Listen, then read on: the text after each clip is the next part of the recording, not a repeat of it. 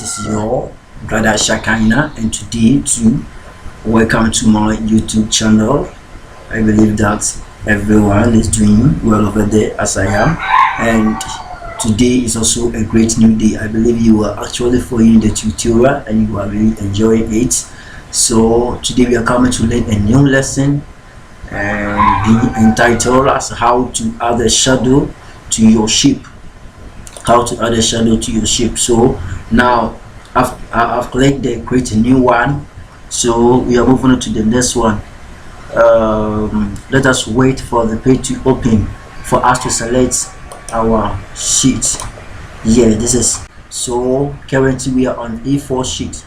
If you want to change it, you can click here, the short arrow here to change the sheet, or even to rotate it up to DL, and DL is normally used for the envelope, okay, the envelope cover. So as the thing is already in A4 sheet, what you're supposed to do is click on OK. Then you automatically create the paper, or you create the background of the new sheet. So this is A4, or you just leave it like that. So now we are coming to draw a circle as our first shape in order for us to add a shadow to it. So this is what we are going to do. As I am drawing, you can see it on the screen now. So this is our circle. Now we move on to the color. Okay, if you want to change the color, this is a currently on the black color, so you can change it right from here. You click on it and then you click on green. You see I've selected from here. If you are using the 2020 version, you can just change it from here version. So currently I'm using the 2021 rather, so but you can still get the options here. Okay, now I am going to add a shadow to this shape. Okay, this olive shape. Okay, so what I want to do is come to the layers and then click on the FS. Okay, when you click on FS, you can see the options here. Down one here, you can see written drop the shadow. Okay, drop a shadow. Okay, so I am clicking on it.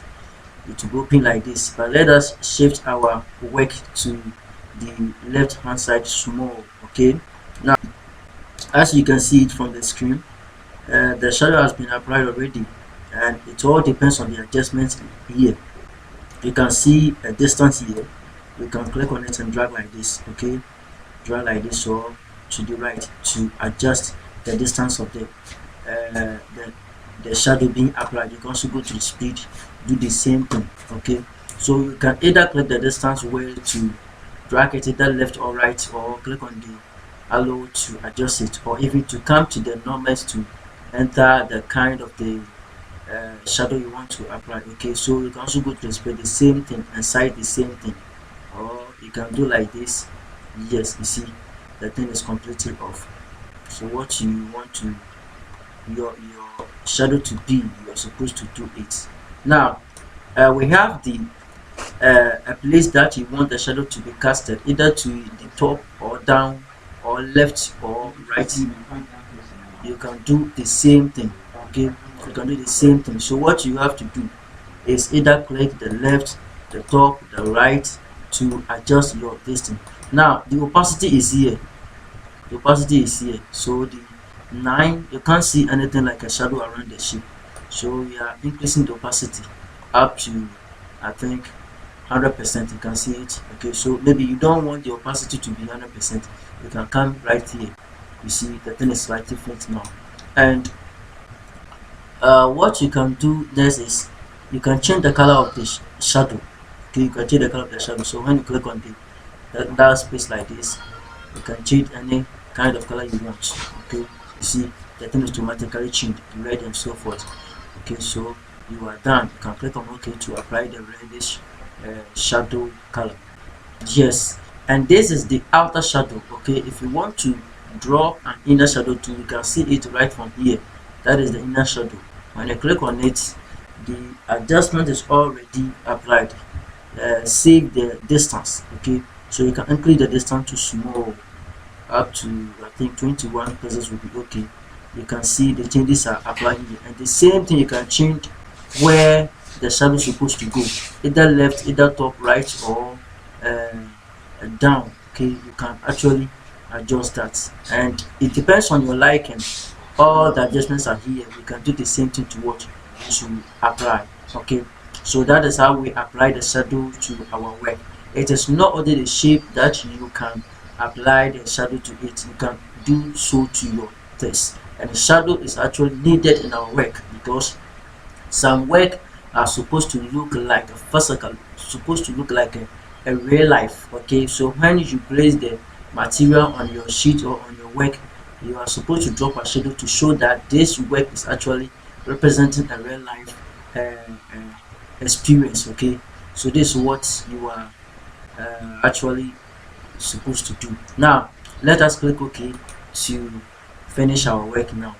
Okay, so we have our circle, the middle by that circle, and then shadow, the inner one and the outer one are all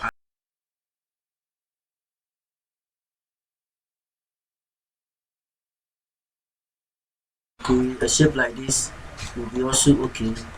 A rectangular shape. Okay, now I want to enlarge my rectangular shape small. So after I'm done like this, I'm going to um, no, this one I don't like, so I'll delete this one. I will delete this one, and then I'll come click on the rectangular tool again to apply the color of the shape. So I'll click on the bluish color like this, yeah, bluish green color, to uh, add it to my shape. So I want to enlarge the rectangular shape small, something like this will be reasonable. Okay, but do it nicer than mine. Do it nicer than mine. Good. So I'm done like this. All because I want to add a shadow to it. Then the same process, let's repeat it to add a shadow to the rectangular shape.